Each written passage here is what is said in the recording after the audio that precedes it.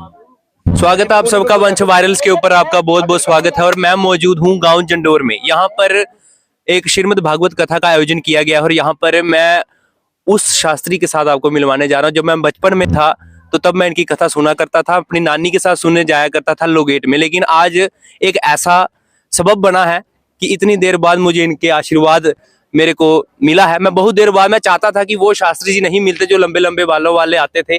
उस वक्त पीले रंग के वस्त्र धारण करते थे, लोगेट में से आते थे, श्रीमद् भागवत कथा का जो विवरण करने आते थे। आज बहुत देर बाद आपको भी मैं मिलाने जा रहा हूँ। अंतर्राष्ट्रीय वक्ता हैं श्री विजय कृष्ण पार्षद जी महाराज जी के साथ। स्वागत है महाराज जी आपका। जय जय, बहुत बहुत स्वागत है आपका। महाराज जी, कहीं ना कहीं सनातन को पीछे किया जा रहा है और युवा जो हैं वो ऐसे कार्यक्रमों में अपनी रुचि नहीं रखती। क्या मैसेज करेगा उनके लिए? पहली बात तो ये है कि सनातन कभी पीछे नहीं जाता है। हम सनातन से थोड़ा पीछे हट जाएं तो बात अलग है। सनातन तो शेर था, शेर है और शेर ही रहेगा। सनातन का तो कोई मुकाबला ही नहीं कर सकता। सनातन का अर्थार्थ ही यही है कि पुरातन, जो सदा आदि अंत जो रहेगा वो सनातन है। और ऐसी बात नहीं है कि हम सनातन से दूर है। हाँ, आपकी बात ये बड़ी महत्वदार ये है कि युवा जो है थोड़ा नशे की ओर जा रहा है। उसे इसे कैसे मोड़कर सनातन की ओर लगाया जाए। सनातन से जुड़ेगा तो संस्कार से जुड़ेगा, जब संस्कार से जुड़ेगा तो उसमें सुकृति अवश्य आ जाएगी। तो इसलिए ये इस संदेश पे हम ये कहना चाहिए कि सबसे पहले उसके गुरु जो माता पिता होते हैं, तो माता पिता को बचपन से ही अपने बच्चों को मंदिर में, आश्रमों में, गुरु के पास आश्रम में, अच्छी जगहों पर लेकर जाना चाहिए, ताकि जितासनो जितसंगो जितमासो जितेंद्रिया। जैसी संगत करोगे आप वैसे ही बन जाओगे। अगर एक चोर एक महात्मा की संगत करने लगे तो महात्मा के साथ संगत करते करते चोर एक दिन महात्मा हो जाएगा। तो इसी प्रकार से अगर हम बुरे बच्चों की संगत में बैठेंगे, बुरे लोगों की संगत में बैठेंगे तो हम अवश्य बुरे हो जाएंगे। तो मैं यही संदेश देना चाहता हूं कि आप अच्छी संगत में जुड़िए। अगर वो धीरे धीरे बुराई की ओर चलेंगे, इनको जोड़ते जाइए सनातन के साथ, संतों के साथ, तो धीरे धीरे वो एकदम अच्छे हो जाएंगे। महाराज जी, कहीं ना कहीं युवा, आज का युवा जो है आप भी जानते हैं कि डिप्रेशन का शिकार है। क्या भागवत क्या कहती है कि कैसे जो है डिप्रेशन से बाहर आया जा सकता है? देखो, पहली बात यह है कि अगर हमारी जो कामनाएं हैं, आकांक्षाएं हैं बहुत ज्यादा बढ़ रही हैं, तो अगर हमें वो चीजें पूरी नहीं हो रही हैं तो उससे हमें डिप्रेशन होता है। उसी से हम अशांत हो जाते हैं, चिड़चिड़ापन आ जाता है, नींद कम आती है। तो इसलिए सबसे पहले संस्कार है। जब बच्चे को स्कूल में भेजा जाए तो पढ़ाई कहाँ से प्रारंभ करते हैं? आ उ, आ मैंने आचरण, उ मैंने उच्चारण। जिस बच्चे का आचरण अच्छा बनाओगे, जिसका उच्चारण अच्छा बनाओगे, वो डिप्रेशन में क्यों जाएगा? ठीक है, भगवान के साथ जुड़ो, योग करो, ध्यान करो, काम भी करो। आप दिनचर्या को बनाओ, आप समय को मत बांधो, आप समय के साथ बन जाओ, अपने आप सब ठीक हो जाएगा। बागेश्वर धाम सरकार की ओर से इस वक्त सनातन यात्रा चल रही है। क्या श्री विजय कृष्ण पार्षद जी उस सनातन यात्रा को समर्थन करते हैं? बिल्कुल करते हैं, क्यों नहीं करते हैं? क्योंकि अगर एक विभाजन का, एक शब्दों के मतलब एक जाति के अनुसार विभाजन हो गया कि हिंदुस्तान पाकिस्तान, तो क्या हिंदुस्तान वो अगर अपना इस्लामिक राष्ट्र बना सकते तो हम क्यों नहीं बना सकते हैं? इसलिए उनके विचारधारा के साथ हम पूर्ण समर्थन करते हैं। हिंदू राष्ट्र की डिमांड करते हैं? क्यों नहीं करते हैं?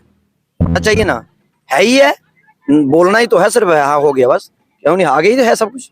महाराज जी, आज मैं देखता हूं कि जिसका मन करता है वो भी पीले वस्त्र धारण कर लेता है, वो भी स्टेज पे चढ़ जाता है और जो है भगवत चर्चा शुरू कर देता है। हर कोई चाहता है कि मैं शास्त्री हूँ। शास्त्र क्या है महाराज जी, जरूर बताएं। क्योंकि जब हम बचपन में थे तो हमें अपनी माँ से सुनने में ये आता था कि द्वारका नाथ शास्त्री जी महाराज। जब थोड़े बड़े हुए तो आपको देखा, उसके बाद आप मिले नहीं, जो सच है।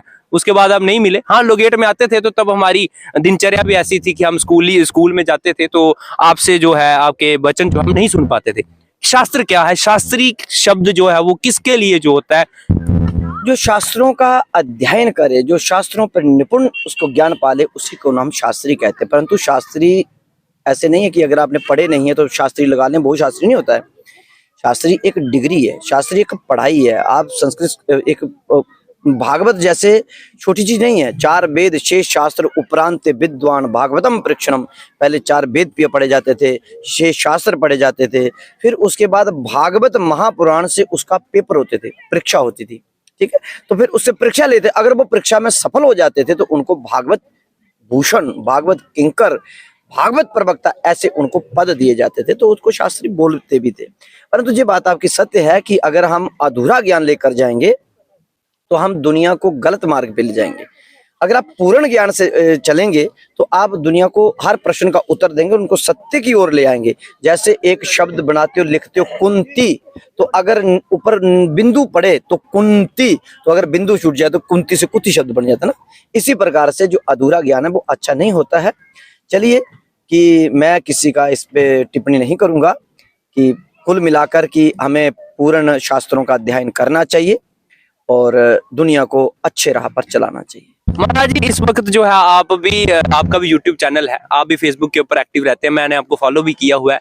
एक सोशल मीडिया में बहुत ही गरमाया हुआ मुद्दा है अभिनव अरोड़ा, जिसने श्री रामभद्राचार्य जी की स्टेज के ऊपर जाकर एक जो है उनकी डिस्टर्ब किया और बहुतों ने उसे ट्रोल भी किया। आपको क्या लगता है कि क्या वो गलत था, सही था, क्या लगता है? वो तो गलत ही है, जो गलत है तो गलत ही है, क्योंकि रामभद्राचार्य कोई एक छोटे विद्वान नहीं है, वो ज्ञान के सम्राट हैं, वो ज्ञान के सम्राट है, ज्ञानी नाम अग्रगण्यम, वो बहुत बड़े ज्ञानी हैं। उन्होंने कई शास्त्र, कितनी सैकड़ों पुस्तकें लिख दी हैं। रामभद्राचार्य जी के ऊपर बोलना भी वो बहुत बड़ा अपराध है, क्योंकि वो बहुत बड़े विद्वान हैं, उनका हम भी उनको नमन करते हैं, वो महान संत हैं। उन्होंने क्या कहा कि मुझे फर्क ही कोई नहीं पड़ता, तो ज्ञानी को क्या फर्क पड़ेगा? वो अभिनव अरोड़ा जी कोई फर्क नहीं पड़ता। देखिए, वो ऐसा होता है जब जो कोई मूर्ख व्यक्ति कहे कि मैंने मूर्खता की, वो कहेगा कि मैं मूर्ख हूँ? वो तो नहीं कहता। आपने कह दिया ना, उन्होंने कह दिया कि ये गलत है तो गलत है, वो कहे हम गलत है, उससे क्या फर्क पड़ता है? परंतु जब दुनिया इसको बात कहती है जो गलत है तो गलत है। महाराज जी, आखिर का सवाल ये रहेगा कि जब हमारी बहनें कॉलेज में जाती हैं और जब हमारे भाई मतलब बाहर पढ़ने जाते हैं, तो माता पिता को एक चिंता रहती है कि कहीं ना कहीं मेरा जो बच्चा है वो गलत राह पे ना चला जाए। उन छात्रों को या उन विद्यार्थियों को आप क्या संदेश देना चाहेंगे? देखिए, मैं जो सबसे जो कहता हूँ कि सबसे पहले कि बच्चे के माता पिता ही सर्वप्रथम गुरु होते हैं, तो हमें गुरु की बात को मानना चाहिए ना, क्योंकि हमारे जीवन में 5 गुरु होते हैं। माता पिता गुरु हैं, कुलाचार्य गुरु हैं, हमारे आचार्य जो हैं वो गुरु हैं, हमारे जो शिक्षक गुरु हैं वो भी हमें शिक्षा देते हैं। आप चाहे कॉलेज में जाओ, चाहे आप प्राइमरी स्कूल में जाओ, हाई स्कूल कहीं भी जाओ, तो आपको टीचर कोई भी गलत राह पे नहीं भेजता ना, अच्छी शिक्षा देता ना। तो हमारे माता पिता ने ऐसा संस्कार दिए होना चाहिए, ऐसी संगत में उनको रखा होना चाहिए कि जो गुरु बोल रहे हैं हमें उसी मार्ग पर चलना चाहिए, और उन बच्चों को अच्छे लोगों की संगत में रहना चाहिए। जो बुरे अगर आपके अंदर एक सूक्ष्म वो है, मन है, एक विराट मन भी है, तो आप अपने से प्रश्न करें तो अपने आप को अंदर से उत्तर मिल जाएगा कि ये मार्ग गलत है कि सही है। एक जैसे मैं उदाहरण के लिए आपको बता दूं कि एक बार एक शिष्य ने गुरु से पूछा कि गुरुदेव कि भगवान कहाँ कहाँ विराजमान होते हैं? उन्होंने कहा बेटा कण कण में रहते हैं। तो अभी शिक्षा दे ही रहे थे, तो इतने में पीछे से एक आवाज आई कि भाई रास्ता छोड़ देना, हाथी पागल है, पागल हाथी आ रहा है, कोई भी रास्ते में मत आना, भागो, हाथी पागल है, रास्ता छोड़ दो। तो गुरुजी ने जब आवाज सुनी तो कमंड दंड फेंका और वो पेड़ पर चढ़ गए। तो शिष्य ने कहा गुरुजी अभी आपने कहा कि कनकन में भगवान है, तो हाथी में भी तो होगा, मैं तो नहीं भागूं। गुरुजी कहते भाग भाग भाग, बोला अड़ा रहा। पागल हाथी ने उससे सोन में लपेट कर फेंक कर दूर फेंक दिया। हाथी चला गया, गुरुजी उतरे, बोले भैया तेरे को लगी तो नहीं कहीं? बोले गुरुजी आपका ज्ञान गलत निकला, आपने कहा था कि कण कण में भगवान है, तो भगवान तो हाथी में भी था, हाथी ने मुझे क्यों फेंका, फिर मैंने उसमें भगवान समझा। तो गुरुजी ने कहा बेटा तूने हाथी में भगवान मान लिया, परंतु जो गला फाड़ फाड़ के चिल्ला रहा था कि रास्ते से हट जाओ, हाथी पागल है, तो तूने उस भगवान की बात क्यों नहीं मानी?